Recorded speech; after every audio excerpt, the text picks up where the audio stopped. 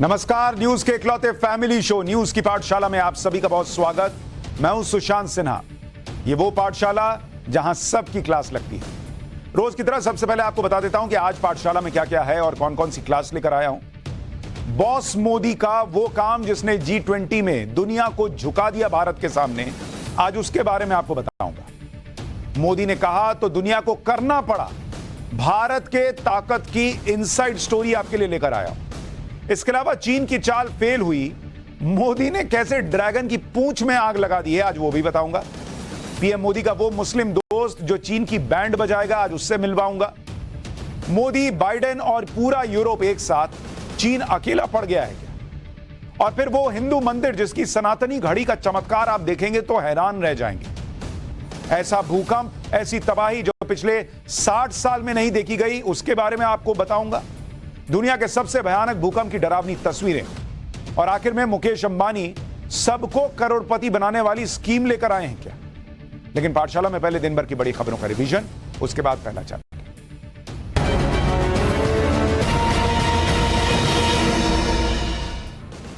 राजस्थान विधानसभा चुनाव से पहले कांग्रेस को बड़ा झटका लगा है। राजस्थान की नागौर सीट से कांग्रेस के सांसद रह चुकी ज्योति मिर्धा बीजेपी में शामिल हो गई। राजस्थान बीजेपी के अध्यक्ष सीपी जोशी ने उन्हें पार्टी की सदस्यता दिलाई। ज्योति मिर्धा को बड़ा जाट नेता माना जाता है। वो मारवाड़ के ताकतवर सियासी परिवार से संबंध रखती हैं और कांग्रेस के दिग्गज नेता रहे नाथूराम मिर्धा की पोती है। दिल्ली में हर साल की तरह इस बार भी दीपावली में पटाखों पर बैन रहेगा। दिल्ली के पर्यावरण मंत्री गोपाल राय ने कहा है कि प्रतिबंध केवल पटाखों के जलाने पर ही नहीं, बल्कि उसके निर्माण और बिक्री पर भी रहेगा। दिल्ली सरकार ने यह भी साफ कर दिया है कि नियमों का उल्लंघन करने वालों के खिलाफ सख्त कार्रवाई की जाएगी। यूपी के कई शहरों में बारिश एक बार फिर से आफत बनकर बरस रही है। मूसलाधार बारिश की वजह से राजधानी लखनऊ का कोना कोना पानी पानी हो गया। हालात ऐसे बन गए कि मार्केट से पानी निकालने के लिए पंप सेट लगाना पड़ा। लखनऊ में 24 घंटे से हो रही भारी बारिश के बाद सीएम योगी ने अधिकारियों को पानी भरने से समस्या जो हो रही है लोगों को, उसे तुरंत खत्म करने के निर्देश दिए। महाराष्ट्र के सतारा जिले में दो समुदायों के बीच हिंसक झड़प के बाद तनाव फैल गया। पुलिस के मुताबिक सोशल मीडिया पर देश की महान हस्तियों के खिलाफ विवादित पोस्ट वायरल होने के बाद बवाल शुरू हुआ। इसके बाद दोनों समुदायों की तरफ से जमकर पत्थरबाजी और आगजनी हुई। तनाव को देखते हुए सतारा में इंटरनेट सर्विस बंद कर दी गई। पुलिस ने कई लोगों को हिरासत में लेने का दावा किया है। आज के कारोबार में शेयर बाजार में शानदार तेजी दिखाई गई, जिसकी वजह से निफ्टी अपनी रिकॉर्ड ऊंचाई पर पहुंच गया। पहली बार निफ्टी ने 20,000 के स्तर को पार कर लिया है। इससे पहले निफ्टी का रिकॉर्ड स्तर 19,992 था, जो 20 जुलाई 2023 को दर्ज किया गया। मॉरिशस के प्रधानमंत्री प्रविंद कुमार जगन्नाथ आज वाराणसी पहुंचे। वाराणसी में उन्होंने दशाश्वमेध घाट पर पूजा की। मॉरिशस के पीएम G20 समिट में शामिल होने भारत पहुंचे थे। समिट के बाद वो 2 दिन के निजी दौरे पर वाराणसी गए। तो ये हो गया दिन भर का रिवीजन। अब पाठशाला की पहली क्लास, और इसमें बॉस मोदी के उस काम का चैप्टर जिसने G20 में दुनिया को झुका दिया। मोदी ने कहा तो दुनिया को करना पड़ा। भारत के ताकत की इनसाइड स्टोरी।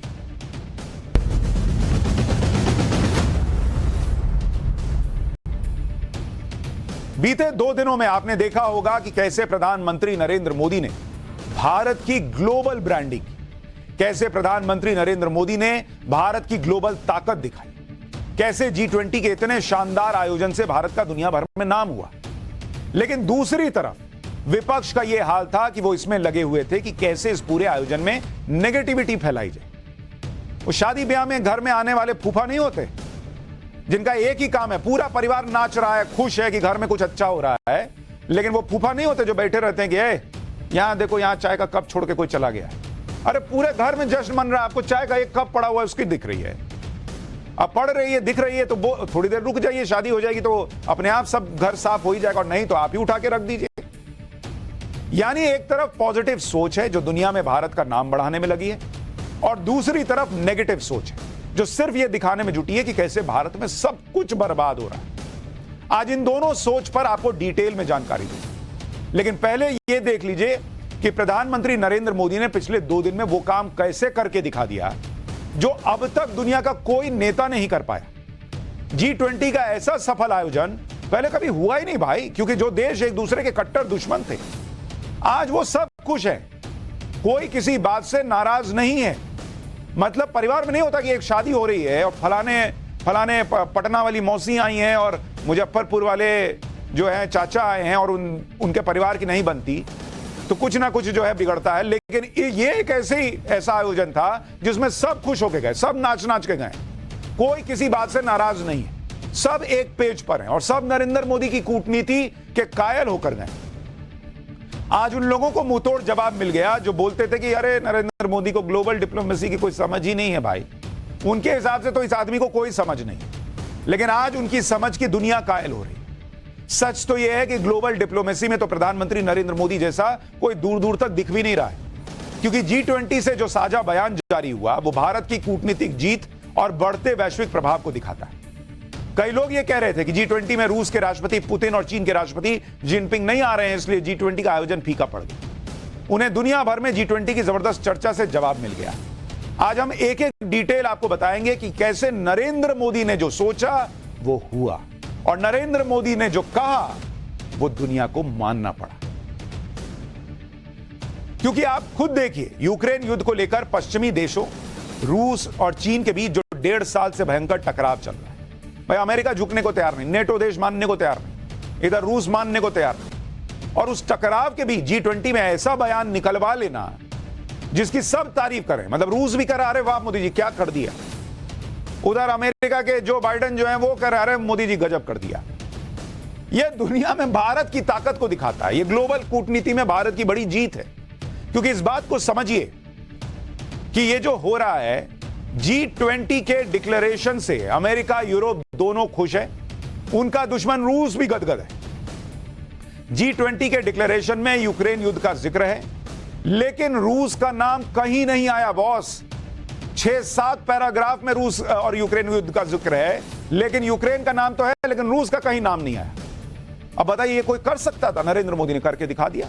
डिक्लेरेशन में पीएम मोदी की इस बात का भी जिक्र हुआ है कि ये युद्ध का दौर नहीं है, मतलब वो दुनिया को बता रहे हैं कि बेकार का काम ना करो, युद्ध करोगे तो तुम अपने ही देश में बर्बाद हो जाओगे, पब्लिक वोट नहीं देगी, पब्लिक बर्बाद हो रही है। G20 सम्मेलन में पीएम मोदी के सामने सबसे बड़ी चुनौती यही थी कि रूस यूक्रेन युद्ध पर सभी देशों के बीच एक आम सहमति बने, ताकि G20 का डिक्लेरेशन तैयार हो सके। G20 सम्मेलन में दुनिया के बड़े नेता जुटते हैं, वो दुनिया के अहम मुद्दों पर चर्चा करते हैं और फिर उन मुद्दों पर टारगेट फिक्स किए जाते हैं कि सभी देश मिलकर तय सीमा में उस टारगेट को पूरा कर लेंगे।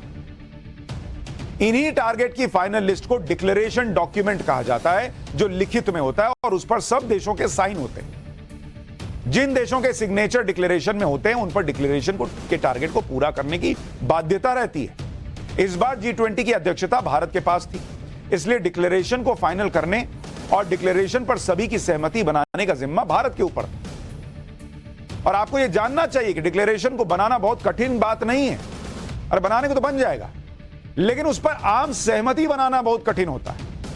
जैसे घर में पार्टी हो रही और आप जॉइंट फैमिली में रहते, खाने में क्या बनेगा इसका मेन्यू बनाना कोई बहुत बड़ी बात नहीं है, लेकिन सब वो खाने को राजी हो जाएं, सब कहें कि वाह वाह क्या मेन्यू बना है बॉस, यही तो मैं खाना चाहता था। वेजिटेरियन वाला भी खुश और नॉन वेजिटेरियन वाला भी खुश हो जाए, सब मेन्यू बन जाए। वो काम होता है डिक्लेरेशन में आम राय बनाना, और वो नरेंद्र मोदी ने करके दिखाया। और किन परिस्थितियों में करके दिखाया, आप खुद सोचिए कि 20 मजबूत देशों को दुनिया के सबसे संवेदनशील मुद्दे पर एक साथ सहमत करवाना कितना कठिन रहा होगा भाई। ये लोग लड़े भिड़े पड़े हैं, मरे पड़े हैं वो रूस यूक्रेन युद्ध को लेकर, लेकिन इसी काम को अंजाम देकर पीएम मोदी ने कूटनीतिक जीत हासिल की। यह पीएम मोदी की कूटनीति का प्रभाव है कि उन्होंने G20 को रूस विरोधी मंच नहीं बनने दिया। जबकि आप देखिए कि पिछले साल इंडोनेशिया के बाली में G20 पर अमेरिका का प्रभाव साफ दिख रहा था। पिछले साल जो G20 हुआ था इंडोनेशिया के बाली में, उसके डिक्लेरेशन में रूस के खिलाफ कड़े शब्दों का इस्तेमाल किया गया था, लेकिन न्यू दिल्ली में जो डिक्लेरेशन हुआ है, जो नरेंद्र मोदी सरकार के समय या नरेंद्र मोदी के नेतृत्व में, भारत के नेतृत्व में हुआ है, उसमें रूस का नाम ही नहीं आया यूक्रेन युद्ध को लेकर। बाली डिक्लेरेशन में रूस के लिए लिखा गया था कि complete and unconditional withdrawal of Russia from Ukraine, मतलब बिना किसी शर्त के रूस की सेना वापस जाओ। तो यह पिछले साल लिखा था, जबकि नई दिल्ली डिक्लेरेशन में रूस का नाम ही नहीं आया। पिछली बार जब बाली में G20 हुआ था तो उसके डिक्लेरेशन में केवल 2 पैराग्राफ ऐसे थे जिसमें यूक्रेन युद्ध की बात थी, लेकिन न्यू दिल्ली डिक्लेरेशन में 7 पैराग्राफ है जिसमें यूक्रेन युद्ध की बात है। मतलब यूक्रेन युद्ध को महत्ता दी गई है। 2 की जगह 7 पैराग्राफ है, लेकिन उस 7 पैराग्राफ से रूस को गायब कर दिया गया है।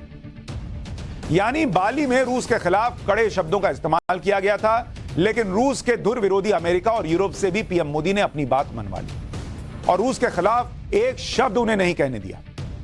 रूस यूक्रेन युद्ध पर भारत ने जिस तरह से G20 के डिक्लेरेशन को संभाला, उससे रूस भी खुश है। इसी बीच पीएम मोदी और रूस के विदेश मंत्री सरगई लावरोव की एक तस्वीर काफी वायरल हो रही है। इस तस्वीर में दोनों ठहाके लगाते हुए दिख रहे हैं। यह तस्वीर G20 के डिक्लेरेशन के फाइनल होने के बाद की है। कई लोग इस तस्वीर को इस तरह से पेश कर रहे हैं कि रूस इस बात पर बहुत खुश है कि पीएम मोदी ने G20 के मंच को रूस के विरोध का मंच नहीं बनने दिया। इस तस्वीर से यह मैसेज भी गया कि अमेरिका से भारत की नजदीकी बढ़ने और रूस की चीन से नजदीकी बढ़ने का यह मतलब नहीं कि भारत और रूस के रिश्तों पर कोई असर पड़ गया। कूटनीति में भारत ने अपने पुराने दोस्त का साथ नहीं छोड़ा, मतलब रूस को नहीं छोड़ दिया कि अच्छा तुम नहीं आए हो, अब तुमको बताते हैं। रूस नहीं आया तो नहीं आया, लेकिन नरेंद्र मोदी ने रूस का नाम नहीं आने दिया। भारत और रूस की दोस्ती पुरानी है और वो अपनी जगह पर है। इस वजह से G20 सम्मेलन को लेकर रूस के विदेश मंत्री ने भारत की जमकर तारीफ की। उन्होंने कहा कि G20 शिखर सम्मेलन निश्चित रूप से सफल रहा। भारत ने G20 के एजेंडे का यूक्रेनीकरण नहीं होने दिया, मतलब पूरा यूक्रेन पर फोकस नहीं होने दिया। रूस के विदेश मंत्री ने G20 डिक्लेरेशन के शब्दों पर हैरानी जताते हुए कहा कि उन्हें डिक्लेरेशन की उम्मीद नहीं थी। मतलब वो कहना चाह रहे थे कि रूस यूक्रेन युद्ध पर अमेरिका और यूरोप अपनी जिद छोड़कर भारत के हिसाब से चलेंगे, मोदी के हिसाब से चलेंगे। ये दुनिया में किसी को यकीन नहीं था भाई कि ऐसा हो सकता है। भाई इतने बड़े बड़े देश हैं, सबका अपना अपना ईगो लेके बैठे हैं। कल को अमेरिका को पूछा जाएगा कि भाई आपने कैसे वहां रूस का नाम नहीं लिया, लेकिन नरेंद्र मोदी ने करके दिखा दिया। रूस के विदेश मंत्री सरगई लावरोव ने कहा कि जब वो अमेरिका यूरोप इस पर सहमत हुए तो शायद यह उनकी अंतरात्मा की आवाज थी। G20 डिक्लेरेशन को लेकर पीएम मोदी ने कहा कि डिक्लेरेशन होना है और वैसा ही होना है जैसा भारत चाहता है। अब बताइए बॉस, ये कोई देश कहे कि जैसा मैं कह रहा हूं वैसा ही करना होगा, और वो भी उन देशों से जो दुनिया की बड़ी बड़ी अर्थव्यवस्थाएं हैं। आप सोचिए, ये कोई करा सकता है? नरेंद्र मोदी ने कराया, भारत ने कराया, और ठीक वैसा हुआ जैसा पीएम मोदी चाहते। किस तरह का डिक्लेरेशन चाहते थे और कैसे भारत ने अपनी बात मनवाई, आज आपको उसकी इनसाइड स्टोरी भी बताता हूं। पीएम मोदी ये जानते थे कि रूस और यूक्रेन के मुद्दे पर G20 के सभी देशों को एक साथ लाना सबसे मुश्किल, इसलिए उनकी टीम ने इस पर सबसे ज्यादा मेहनत की। सभी पक्षों से कुल 200 घंटे तक नॉन स्टॉप चर्चा चली। 300 द्विपक्षीय बैठकें हुई। भाई सब मिलकर बात कर रहे हैं, नहीं हो पा रहा। एक काम करो, तुम अलग अलग आओ, एक एक करके आओ, एक एक करके बात किया। तुम्हारी प्रॉब्लम लिखो, तुम्हारी लिखो, तुम्हारी लिखो, सबने लिख दिया। उसके बाद 15 बार ड्राफ्ट तैयार हुआ। किसी को ये दिक्कत, किसी को वो दिक्कत, करते कराते नीति आयोग के जो पूर्व सीईओ हैं और G20 के शेरपा, हर देश का एक शेरपा होता है ना, तो भारत की तरफ से अमिताभ कांत शेरपा थे, जिन्हें सभी देशों को आम सहमति पर लाने और डिक्लेरेशन का ड्राफ्ट तैयार करने की जिम्मेदारी मिली। वो खुद बता रहे हैं कि हमने आखिरी क्षण तक चर्चाएं की। हमने आखिर में कहा कि यह फाइनल ड्राफ्ट है, आप इसे स्वीकार करिए या इसे गिरा दीजिए। अगर किसी को ऐतराज है तो आपके नेता, हमारे नेता, मतलब आप तुम्हारे देश का जो प्राइम मिनिस्टर है, प्रेसिडेंट है, जो भी है, उसको बोलो मोदी जी से बात कर लें। अमिताभ कांत ने बताया कि अंत तक सब यही चल रहा था, सब सही चल रहा था। हालांकि आखिरी क्षणों में भी बात बिगड़ सकती थी, और अगर ऐसा होता तो ये G20 समिट में कोई डिक्लेरेशन ही पास नहीं हो पाता, और इसलिए अलग अलग देशों से हो रही आखिरी मीटिंग में अमिताभ कांत ने पीएम मोदी का नाम ले लिया। आप सोचिए आज की डेट में नरेंद्र मोदी के नाम का प्रभाव क्या है। अमिताभ कांत ने बाकी देशों के प्रतिनिधियों से साफ कह दिया कि पीएम मोदी ने उनसे कहा है कि बॉस ये परफेक्ट ड्राफ्ट है, और ये ड्राफ्ट सभी देशों की चिंताओं का ध्यान रखता है। हम लोग कोई अलग पैराग्राफ लिखेंगे ना लिखेंगे, ना ही उसमें कोई नोट डालेंगे। मतलब यानी वो कहना चाह रहे थे कि डिक्लेरेशन में कोई अलग राय नहीं होगी, अब इसमें चेंज नहीं होगा। नरेंद्र मोदी ने कह दिया है कि सबके लिए ठीक है तो ठीक है, हम सिर्फ आम सहमति वाली बात ही रखेंगे। यही हमारे लीडर यानी पीएम मोदी चाहते हैं, और ऐसा ही करना है, और इसे करने में कोई समय बर्बाद नहीं करना। और आप प्रभाव देखिए बॉस आज की डेट में नरेंद्र मोदी और भारत का, कि नरेंद्र मोदी ने कह दिया कि ये फाइनल तो फाइनल हो गया। हुआ भी यही। रूस यूक्रेन जैसे संवेदनशील मुद्दे पर कड़ा रुख अपनाने वाले अमेरिका और यूरोपीय देश भारत की ओर से प्रस्तावित डिक्लेरेशन को मान गए और विरोध भी दर्ज नहीं करवाया। होता ना कोने में ऐसे डिक्लेरेशन में कई बार ऐसे नीचे लिख देते हैं। मोदी जी ने कहा कि नहीं नहीं, ये सब नाटक नहीं चलेगा कि इधर लिख दिया और नीचे कोने में। जो मैं कह रहा हूं वही सही है और दुनिया मान रही है कि वही सही है।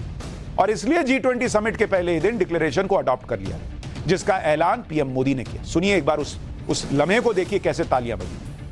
हमारी टीम्स के हार्डवर्क से और आप सभी के सहयोग से नई Delhi G20 leaders summit declaration पर सहमति बनी है। मेरा प्रस्ताव है कि इस लीडर्स डिक्लेरेशन को भी एडॉप्ट किया जाए। मैं इस डिक्लेरेशन को एडॉप्ट करने की घोषणा करता हूं।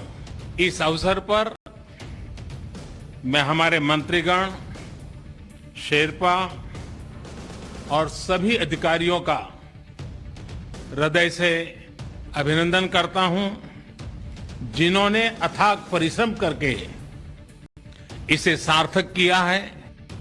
इसी वजह से दुनिया भर के नेता जो भी G20 में आया वो भारत की जबरदस्त तारीफ कर रहे हैं और सब मोदी मोदी कर रहे हैं। जर्मनी के चांसलर ने कहा कि G20 का डिक्लेरेशन भारत की कूटनीति की बड़ी जीत है, क्योंकि यूक्रेन के मुद्दे पर रूस ने विरोध छोड़ दिया।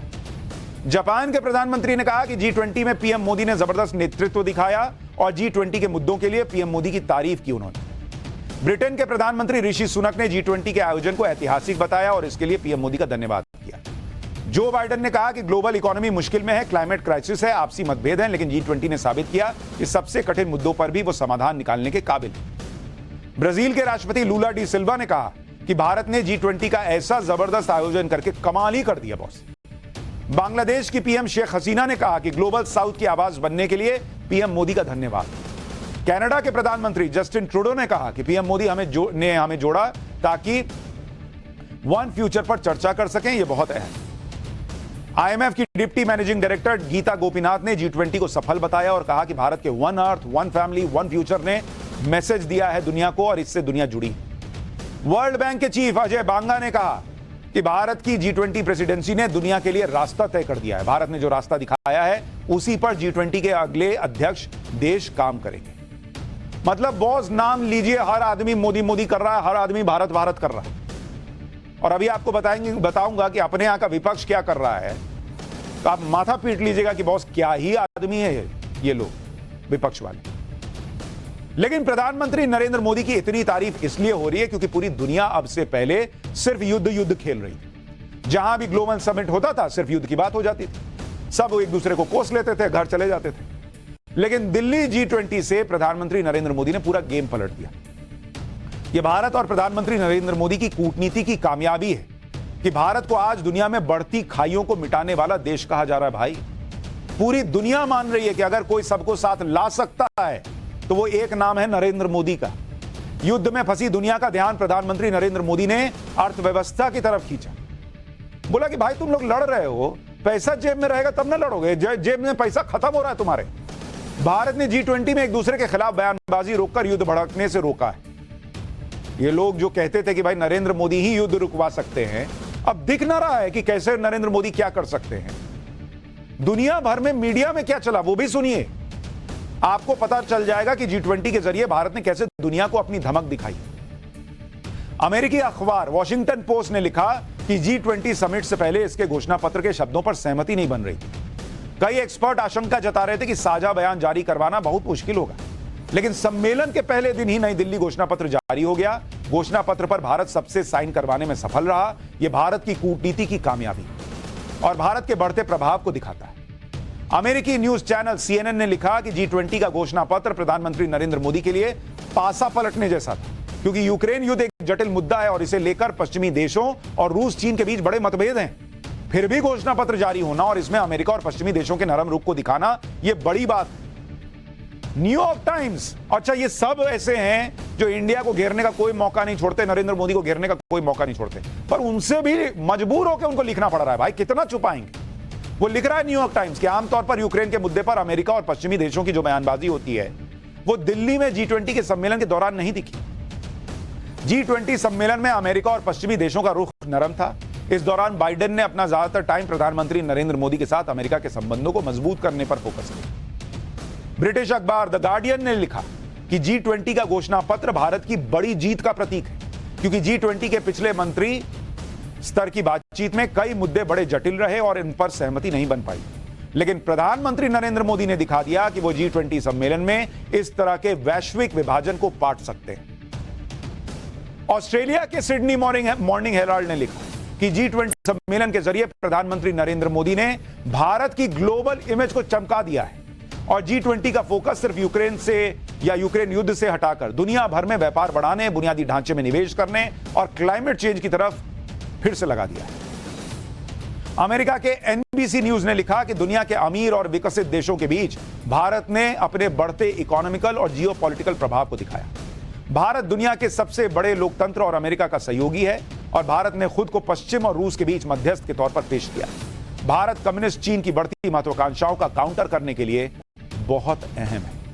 मतलब आप वो आता है ना, ग्लोब आता है टेबल पे रखते हैं, उसको घुमाते जाइए और उसमें अगर आता जाए कि कहां नरेंद्र मोदी और भारत के बारे में क्या कहा गया है, तो आप ऐसे घुमाते जाइएगा और उसमें जो है खाली तारीफ,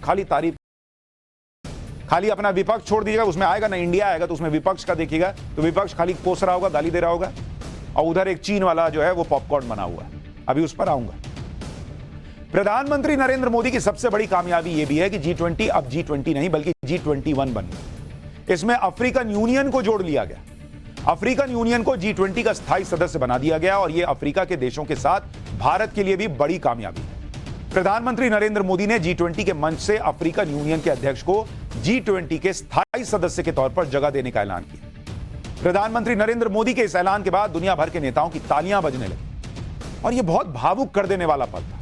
अफ्रीकन यूनियन के अध्यक्ष को बधाई देने के लिए प्रधानमंत्री नरेंद्र मोदी उठे और दोनों नेताओं ने एक दूसरे को गले लगा लिया। देखिए एक बार वो तस्वीर। सबका साथ की भावना से ही भारत ने प्रस्ताव रखा था कि अफ्रीकन यूनियन को G20 की स्थायी सदस्यता दी जाए। मेरा विश्वास है कि इस प्रस्ताव पर हम सबकी सहमति है।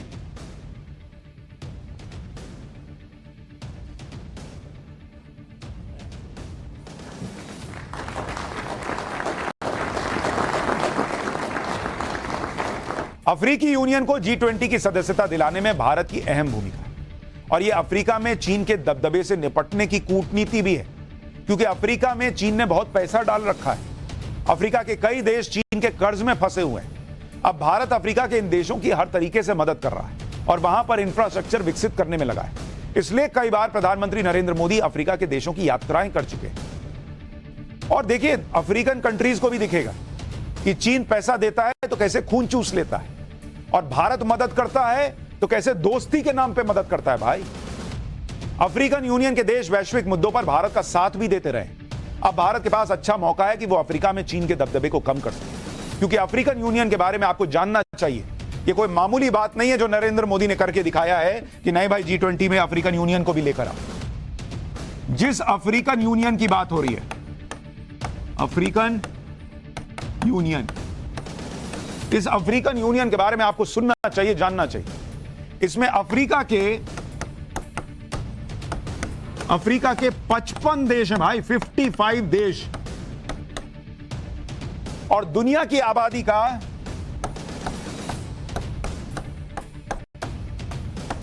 18% कहां पर है? इस अफ्रीकन यूनियन में। जमीन दुनिया में जितनी जमीन है उसका 20% कहां है? इस अफ्रीकन यूनियन में। दुनिया में जितना तेल मौजूद है उसका 20% कहां पर है? इस अफ्रीकन यूनियन में मौजूद है। और इनकी अर्थव्यवस्था जो है वो अर्थव्यवस्था भी कोई छोटी नहीं है। अगर सबको मिला लीजिएगा तो इनकी अर्थव्यवस्था मिलाकर $7 ट्रिलियन की है। $7 ट्रिलियन। इतना बड़ा समूह अब G20 का हिस्सा नहीं था अब तक। आप सोचिए, जैसे इस देश में सबको घर मिल जाए, महिलाओं को शौचालय मिल जाए, उनको सिलेंडर मिल जाए। 60 साल में लोगों को समझ में नहीं आ रहा था, किसी नरेंद्र मोदी को आकर करना पड़ा।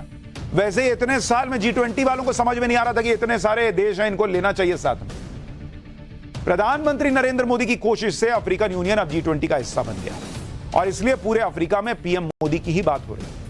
अफ्रीकन यूनियन को G20 में लाने से भारत का क्या फायदा है, आपको यह भी समझना चाहिए।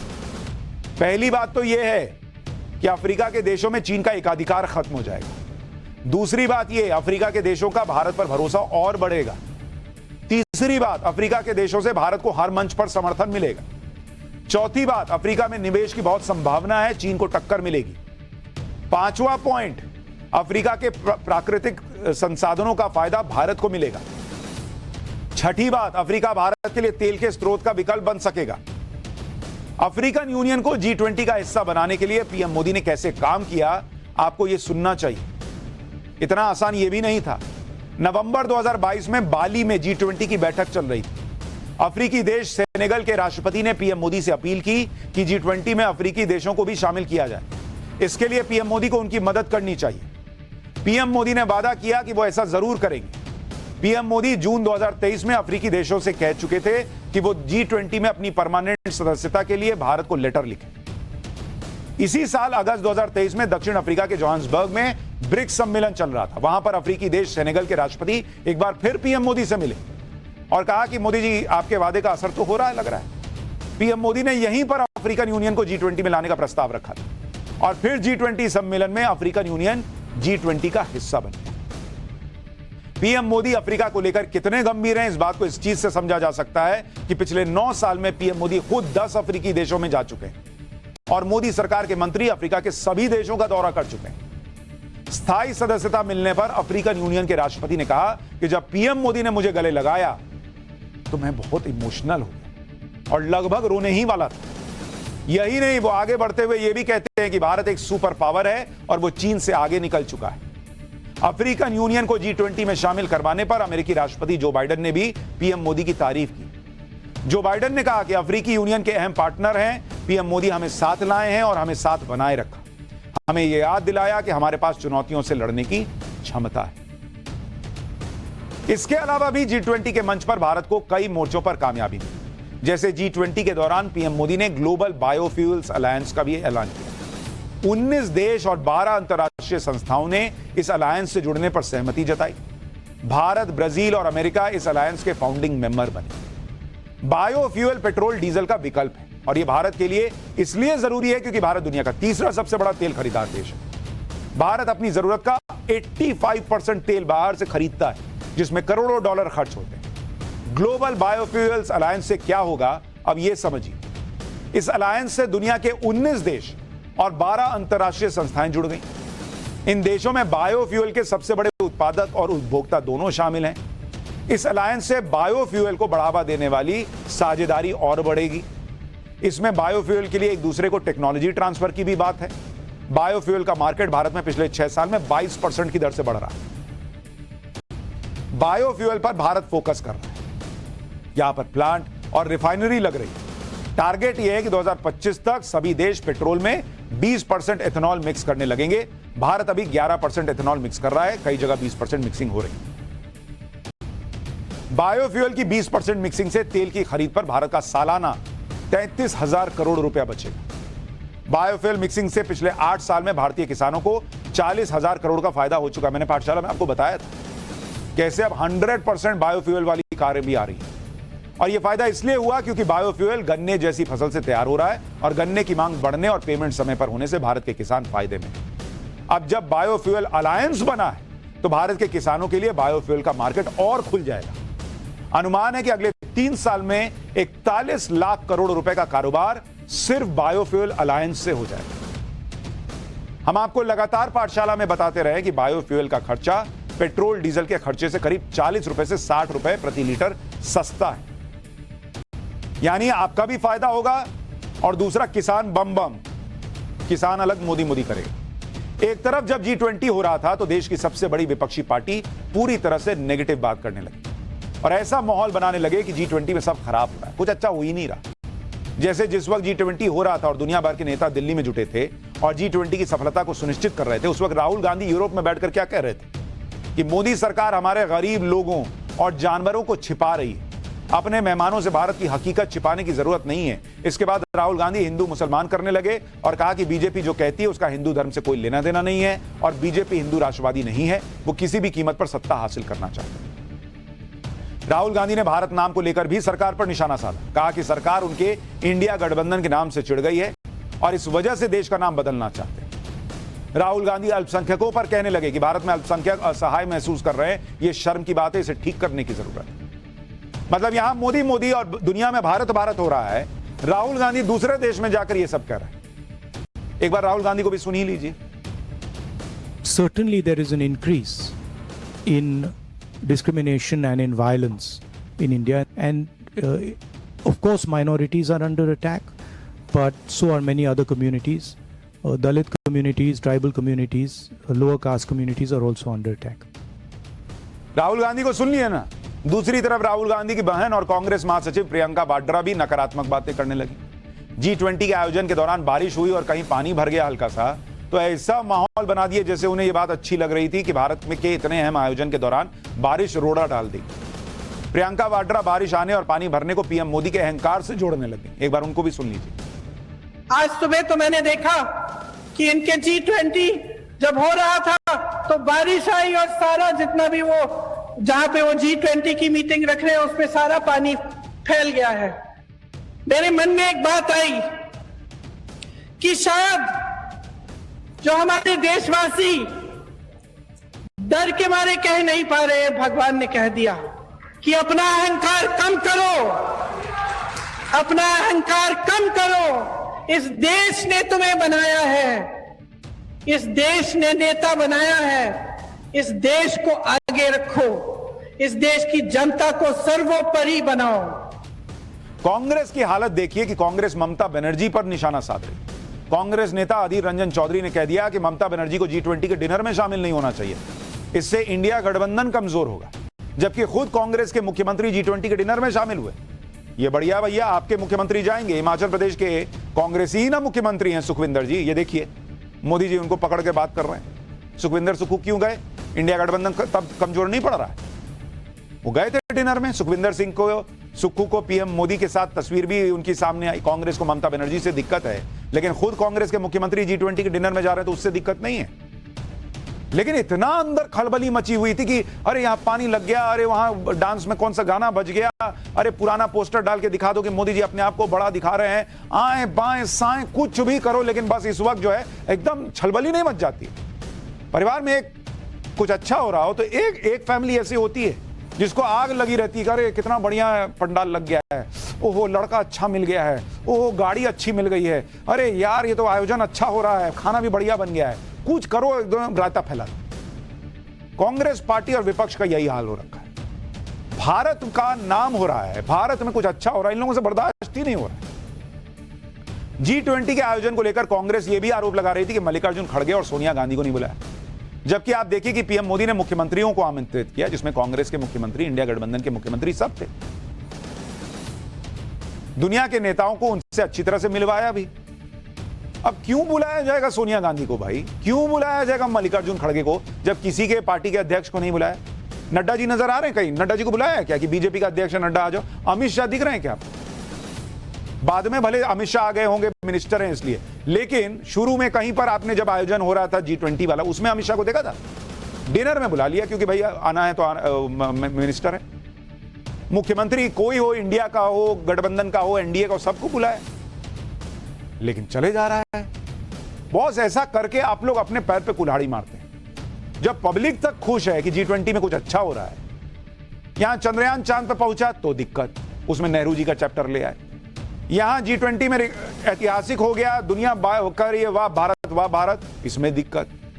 तो पब्लिक आपको फिर कैसे पसंद करेगी जब आप इंडिया के साथ, आप भारत नाम इंडिया रख लिए हैं और इंडिया में अच्छा हो रहा है वो पसंद ही नहीं आ रहा है, तो पब्लिक आपको कैसे पसंद करेगी? लेकिन करते हैं, भगवान जाने क्या पॉलिटिक्स है। लेकिन पाठशाला में अब पीएम मोदी के उस मुस्लिम दोस्त का चैप्टर खोलने जा रहा हूं जो चीन की बैंड बजाएगा। मोदी, बाइडेन और पूरा यूरोप एक साथ, चीन अकेला पड़ गया है क्या? चीन की चाल कैसे फेल हुई और मोदी ने ड्रैगन की पूंछ में कैसे माचिस मार दी है, अब देखिए।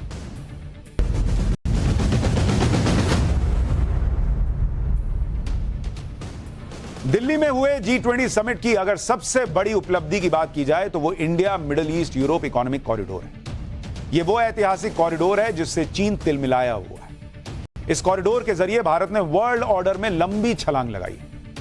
लेकिन पहले यह समझिए कि ये कॉरिडोर है क्या, तब आपको समझ में आएगा कि क्यों चीन बौखलाया हुआ है और क्यों इंडिया जो है वो बड़े भाई से भी बड़ा भाई बनता जा रहा है। India middle east Europe economic corridor 6000 kilometre लंबा होगा। 3500 किलोमीटर इसमें समुद्री रास्ता होगा और 2500 किलोमीटर का रेल रूट इसमें बनाया जा रहा है। भारत से लेकर दुबई तक समुद्र के मार्ग को इस्तेमाल किया जाएगा। दुबई से सऊदी अरब तक रेल रूट होगा। सऊदी अरब से जॉर्डन तक फिर रेल रूट बनेगा। जॉर्डन से इजराइल तक रेल रूट बनेगा और इजराइल से ग्रीस तक समुद्र मार्ग और ग्रीस से फ्रांस, जर्मनी, इटली तक रेल रूट बन जाएगा। यानी आप समझ रहे हैं कि किस तरह से भारत अब दुनिया से जुड़ेगा और कैसे वर्ल्ड इकोनॉमी में भारत का किरदार बढ़ेगा और कैसे चीजें जुड़ेंगी, वो अपने आप में ऐतिहासिक। और चीन अलबलाया हुआ है, बौखलाया हुआ, कह अरे हमको तो ये लोग छोड़ दिए, क्योंकि वो अपना जो है वो अपना एक प्रोजेक्ट लेकर चल रहा था, वो उसको सब छोड़ रहे हैं।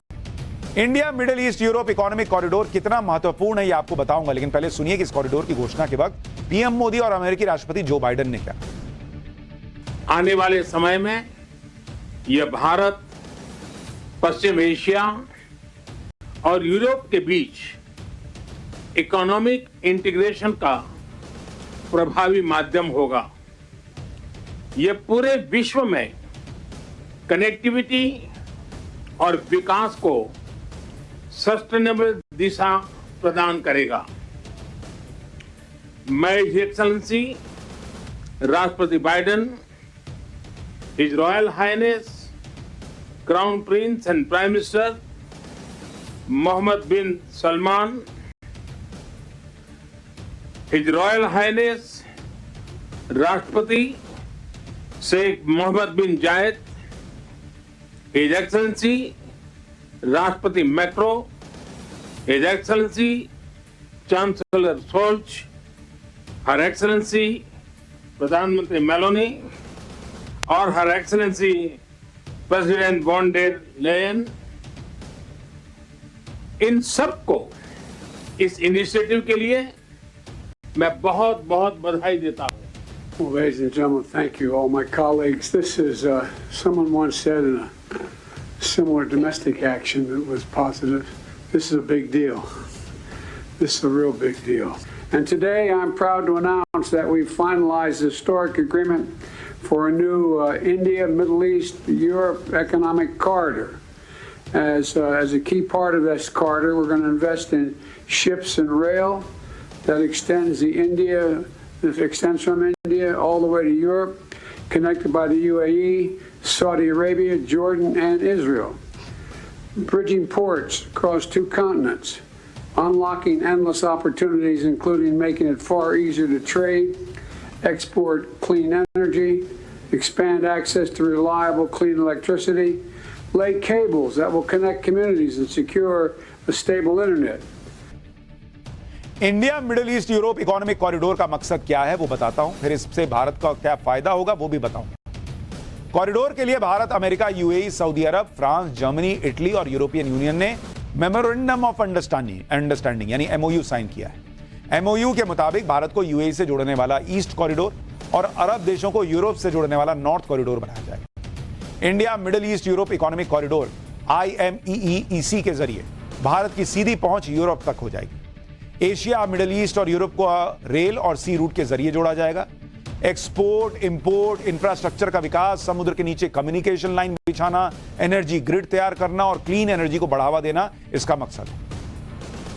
अब आप यह समझिए कि India middle east Europe economic corridor बनने से भारत का कितना फायदा हो। दरअसल यूरोप के देशों तक निर्यात करना भारत के लिए आसान हो जाएगा। अभी भारत से जर्मनी तक अगर सामान पहुंचाना है तो 36 दिन लग जाता है। India middle east Europe economic corridor बनने से यह काम 14 दिन में हो जाएगा, उससे भी कम में हो जाएगा, यानी 2 हफ्ते में। यानी भारत से यूरोप तक सामान पहुंचाना 40% तेज हो जाएगा। समय की बचत होने से ऊर्जा की भी बचत होगी और निर्यात में तेजी आएगी। इससे मैन्युफैक्चरिंग, फूड सिक्योरिटी और ग्लोबल सप्लाई चेन बेहतर हो।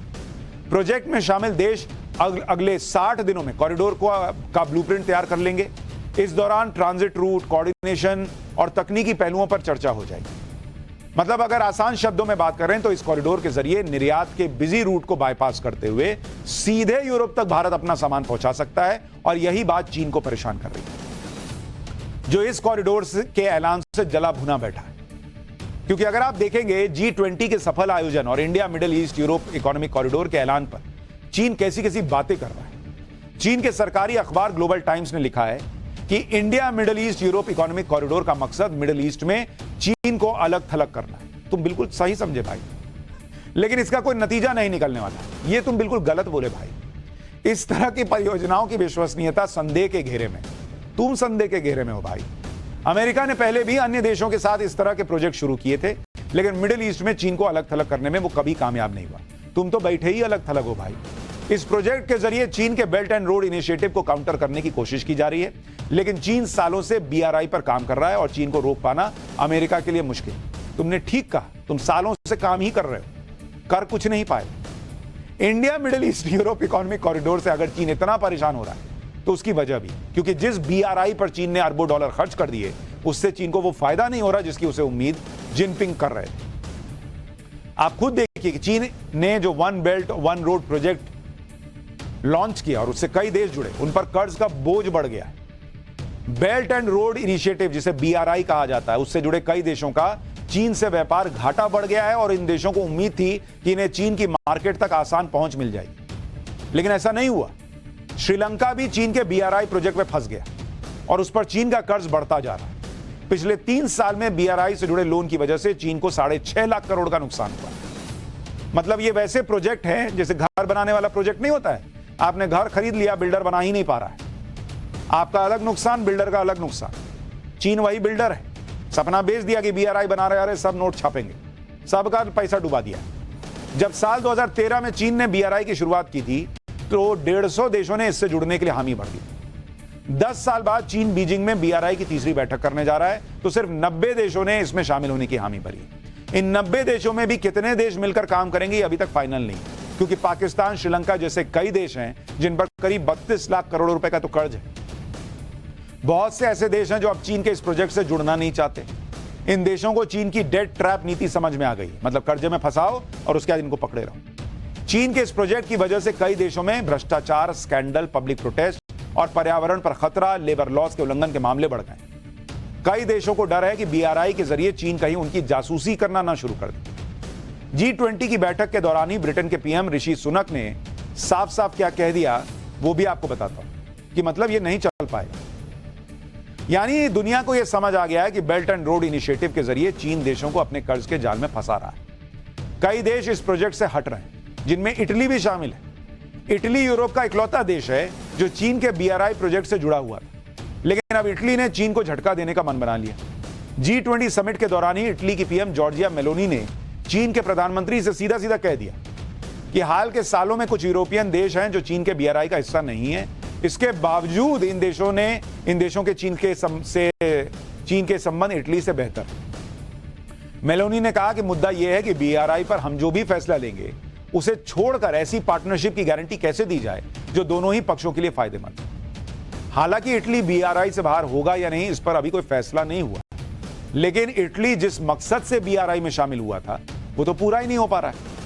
साल 2019 में इटली ने चीन के बेल्ट एंड रोड इनिशिएटिव में शामिल होने का फैसला किया। उस समय इटली मंदी के दौर से गुजर रहा था और इटली को निवेश बढ़ाना था। निवेश बढ़ाने के मकसद से इटली ने चीन के BRI प्रोजेक्ट में दिलचस्पी दिखाई, लेकिन पिछले 4 साल गुजरने के बाद भी इटली को इस प्रोजेक्ट से कोई फायदा ही नहीं हो रहा है। G20 समिट से पहले इटली के विदेश मंत्री ने कहा था कि BRI से इटली को फायदा नहीं हो रहा। भाई, चीन ने इटली के साथ किस तरह से खेल किया वो आपको आंकड़ों से समझाता हूं। साल 2019 में इटली में चीन का निवेश 5,386 करोड़ रुपए था। इटली के BRI में शामिल होने के बाद 2021 में चीन का निवेश घटकर 273 करोड़ रुपए मात्र रह गया। चीन ने इटली की तुलना में यूरोप के उन देशों में ज्यादा निवेश कर दिया जो BRI का हिस्सा नहीं थे। BRI में शामिल होने के बाद इटली से चीन को जो एक्सपोर्ट है वो 1,28,000 करोड़ से बढ़कर 1,64,000 करोड़ रुपए हो। जबकि इसी दौरान चीन से इटली का एक्सपोर्ट 2,97,000 करोड़ रुपए से बढ़कर 4,53,000 करोड़ रुपए हो गया। इटली के साथ तो चीन ने सिर्फ इतना ही किया, लेकिन कई देश तो ऐसे हैं जो चीन के कर्ज के जाल में फंस गए और बर्बाद हो चुके हैं। अगर इटली भी ऐसे ही बीआरआई में बना रहा तो कोई बड़ी बात नहीं कि उसका हाल भी श्रीलंका और पाकिस्तान जैसा हो जाए। शायद यही कारण है कि अब इटली चीन के उस प्रोजेक्ट से निकलने का मन बना रहा है। उधर चीन को झटके पर झटके लग रहे हैं और इधर भारत मिडिल ईस्ट में अपनी मजबूती, अपनी मौजूदगी और प्रभाव सब बढ़ा रहा है। आज ही दिल्ली में प्रधानमंत्री मोदी और सऊदी अरब के क्राउन प्रिंस प्रधानमंत्री के साथ बायलैटरल मीटिंग कर चुके हैं। सऊदी अरब के crown Prince Mohammad bin Salman Bharat के राजकीय दौरे पर हैं। G20 समिट के बाद आज राष्ट्रपति भवन में मोहम्मद बिन सलमान को गार्ड ऑफ ऑनर देकर सम्मानित किया गया। उसके बाद हैदराबाद हाउस में प्रधानमंत्री मोदी और Saudi crown Prince Mohammad bin Salman की बैठक हुई। उसके बाद मोहम्मद बिन सलमान भारत सऊदी अरब स्ट्रेटेजिक पार्टनरशिप काउंसिल की बैठक में शामिल हुए। इस दौरान भारत और सऊदी अरब के बीच रक्षा सहयोग बढ़ाने और मानव कल्याण के लिए काम करने की भी बात हुई। सऊदी अरब एक मुस्लिम देश है और हाल के सालों में भारत के साथ सऊदी अरब के संबंध बेहतर होते चले गए। इसकी एक वजह सऊदी अरब के crown Prince Mohammad bin Salman है, क्योंकि मोहम्मद बिन सलमान लगातार सऊदी अरब में बदलाव कर रहे हैं, उसे ज्यादा उदार देश बना रहे हैं। जैसे अगर आप देखेंगे, मोहम्मद बिन सलमान ने 2017 के बाद सऊदी अरब की इकोनॉमी में कई बड़े बदलाव किए। तेल पर बहुत ज्यादा निर्भरता को कम करने के लिए इकोनॉमी को डाइवर्स बनाया। सऊदी अरब में टूरिज्म सेक्टर को बढ़ावा दिया गया। इसी वजह से सऊदी अरब का नॉन ऑयल रेवेन्यू 3 गुना बढ़ गया। महिलाओं की स्थिति को लेकर भी कई बदलाव किए गए। सऊदी अरब में महिलाओं को ड्राइविंग की इजाजत दी गई। महिलाएं अब स्पोर्ट्स इवेंट के दौरान स्टेडियम में भी जा सकती। सऊदी अरब में सिनेमा घर खोल दिए गए। संगीत से प्रतिबंध हटा लिया गया। सऊदी अरब के मौलवियों पर लगाम लगाई गई। यानी नरेंद्र मोदी से दोस्ती, उसमें सऊदी अरब किस तरह से भारत के साथ चल रहा है और कितने बड़े बड़े बदलाव अपने यहां कर रहा है, उससे भारत के लिए स्थिति भी बेहतर हो रही है और चीन जो है वो चल रहा है। पाठशाला में अब उस सनातनी घड़ी का चैप्टर जो पिछले 750 साल से लगातार चल रही है। इस सनातनी घड़ी का ऐसा चमत्कार है कि आप आज तक 1 सेकंड के लिए भी बंद नहीं हुई है और आगे भी कभी बंद नहीं हुई।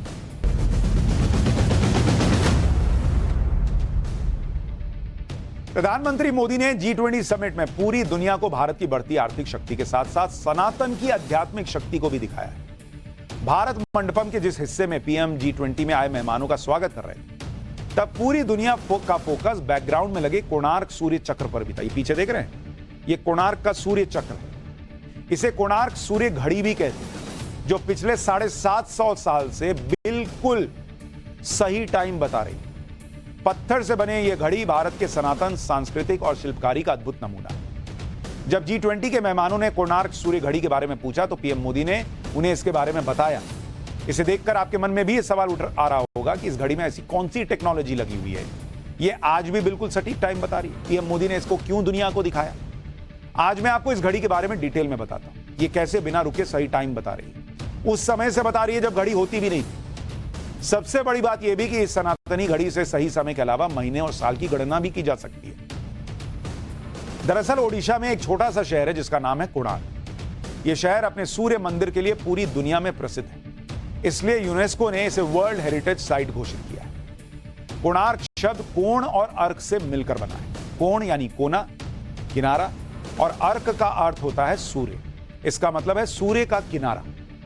इस सूर्य मंदिर का निर्माण इस तरह से किया गया था कि सूर्य की पहली किरण मंदिर के अंदर लगी मूर्ति तक पहुंचती थी। कलिंग वास्तुशैली में बना कोणार्क सूर्य मंदिर रथ के आकार में बनाया गया। सनातन धर्म में ऐसी मान्यता है कि भगवान सूर्य के रथ को 7 घोड़े खींचते हैं और उसमें 12 पहिए लगे हुए। उसी को ध्यान में रखते हुए इस मंदिर को रथ के आकार का बनाया गया। इसमें 12 जोड़ी पहिए हैं जो साल के 12 महीनों का प्रतीक है, और इस रथ को 7 घोड़े खींच रहे हैं। ये 7 घोड़े 7 दिनों को दर्शाते हैं। इन 12 पहियों में से 4 पहिए इस तरह बने हैं कि आपको समय बता सकते हैं। पत्थर से बनाई गई इस सूर्य घड़ी में पहिए में कुल 8 तीलियां हैं।